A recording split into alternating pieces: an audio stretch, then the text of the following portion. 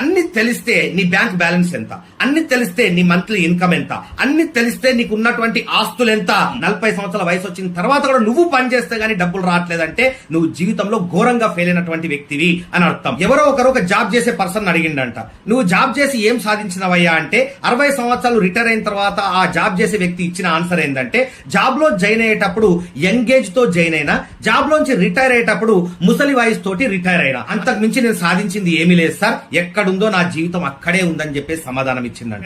₹1,00,000 కంటే ఎక్కువ శాలరీ ఉన్న వాళ్ళ గురించి నేను మాట్లాడట్లేదు, ₹1,00,000 కంటే తక్కువ శాలరీ ఉన్న వాళ్ళ గురించి నేను మాట్లాడుతున్నా. అది అర్థం చేసుకోండి first. So my dear friends, ప్రతి మనిషికి కొన్ని గోల్స్ ఉంటాయి. 40 సంవత్సరాల వయసు వచ్చిందంటే పిల్లలు పెద్దవాళ్ళు అయి ఉంటారు, వాళ్ళ కాలేజీ ఫీజులు కట్టాలా, ఎంత డొనేషన్స్ కట్టాలా, ఎంత కాలేజీ ఫీజులు ఉన్నాయి ఈ రోజుల్లో, మీకు కొత్తగా చెప్పాల్సిన అవసరం ఉందా? మరి మీ పిల్లోడి చదువుల కోసం ఇప్పటిదాకా ఎంత పోగేసినావు? అట్లాగే 40 సంవత్సరాల వయసు వచ్చిందంటే ఆరోగ్య సమస్యలు ఎదురైతా ఉంటాయి.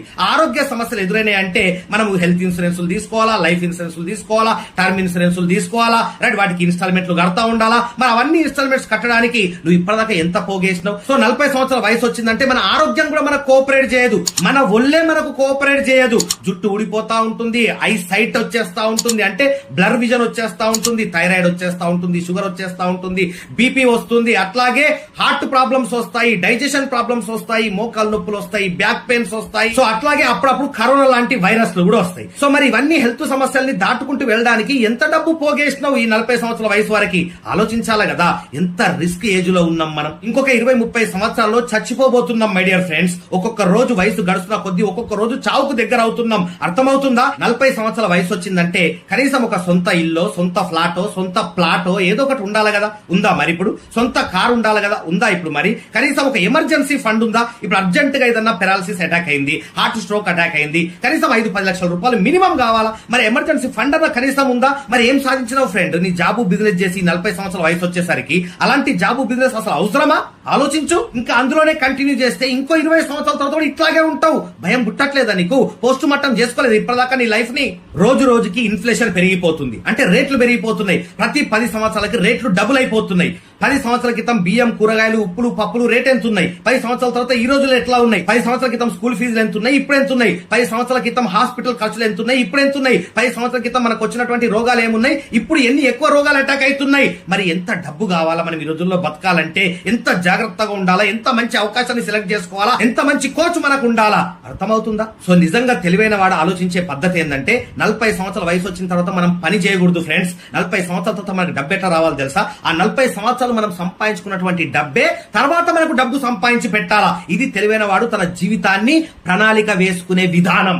అంటే ఒక ప్యాసివ్ ఇన్కమ్ ని జనరేట్ చేసుకోవాలా. మనం పని చేస్తే మనకు వచ్చేది యాక్టివ్ ఇన్కమ్, మనం పని చేయకపోయినా మనకు వచ్చేది ప్యాసివ్ ఇన్కమ్. ఎందుకు ప్యాసివ్ ఇన్కమ్ కావాలా? కరోనా వచ్చింది, జాబ్లన్నీ తీసేసే, కరోనా వచ్చింది, బిజినెస్ లన్నీ డల్ అయిపోయాయి, అప్పుడు అందరూ అప్పులు చేసి బతికే. మళ్ళీ కరోనా రాదని గ్యారంటీ ఉందా? రాదు సార్, ఖచ్చితంగా కరోనా రాదు, మేము మీకు గ్యారంటీ ఇస్తాం అంటారా? సరే కరోనా రాదయ్యా, ఒక డాక్టర్ గా నేను కూడా ఒప్పుకుంటా. కానీ పెరాలసిస్ రాదా? పక్షవాతం రాదా? హార్ట్ స్ట్రోక్ రాదా? క్యాన్సర్ రాదా? రోగాలు రావా? మోకాలు నొప్పులు రావా? వయసు అయిపోదా?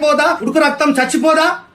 అంటే కరోనానే రావాల్సిన అవసరం లేదు మై డియర్ ఫ్రెండ్స్. వయసు అయిపోతుందంటే చాలా రోగాలకి దగ్గర అవుతున్నాం, చావుకి దగ్గర అవుతున్నాం. ఎంత భయం ఉండాలి మనకి, ఆలోచించండి ఒకసారి. సో ఓకే సార్, నువ్వు చెప్పినట్టు ఒకసారి మా గురించి మేము ఆలోచించుకుంటాం, కానీ మా బతుకులు ఇట్లాగే ఏడ్చినాయి, ఇప్పుడు ఏం చేయాలో చెప్పు అంటున్నారు, అంతే కదా. సో మై డియర్ ఫ్రెండ్స్, మన జీవితాన్ని బాగుపరచుకోవడానికే, మన జీవితాన్ని పోస్ట్ మార్టం చేసి ఎట్లా బతుకుతున్నాం, ఎట్లా బతకాలనో తెలుసుకోవడానికే ఇండియాలో మొట్టమొదటిసారి live post mortem of life అనే ఎపిసోడ్స్ ని మనం కండక్ట్ చేస్తున్నాం. మరి మేము ఆ ఎపిసోడ్ కి అటెండ్ అవుతాం సార్, ఆ క్లాస్ కి మేము అటెండ్ అవుతాం సార్ అనుకుంటే ఈ వీడియో కింద డిస్క్రిప్షన్ బాక్స్ లో మీకు లింక్ ఉంది, ఆ లింక్ ని క్లిక్ చేయండి, అక్కడ మీ ఇన్ఫర్మేషన్ ఫిల్అప్ చేయండి, సబ్మిట్ నొక్కండి, మీ డీటెయిల్స్ అన్ని మాకు వచ్చేస్తాయి. ఒక్కసారి మీరు ఆ ఫామ్ ఫిల్అప్ చేసిన తర్వాత మళ్ళీ ఆ లింక్ క్లిక్ చేసి ఫామ్ ఫిల్అప్ చేయాల్సినటువంటి అవసరం లేదు. సో ఎవరైతే లింక్ ని క్లిక్ చేసి ఫ్రీగా రిజిస్టర్ చేసుకున్నారో వాళ్ళ డీటెయిల్స్ మా దగ్గరకు వచ్చేస్తాయి. వాళ్ళకి సెపరేట్ గా మేము live post mortem of life అనే ఒక గ్రూప్ ని క్రియేట్ చేస్తాం. ఆ గ్రూప్ లో ఒక 3-4 రోజుల ముందు ఈ ప్రోగ్రామ్ ఎప్పుడు ఉంటుంది, ఎన్ని గంటలకు ఉంటుందని చెప్పేసి ఆ గ్రూప్ లో మీకు తెలియజేస్తాం.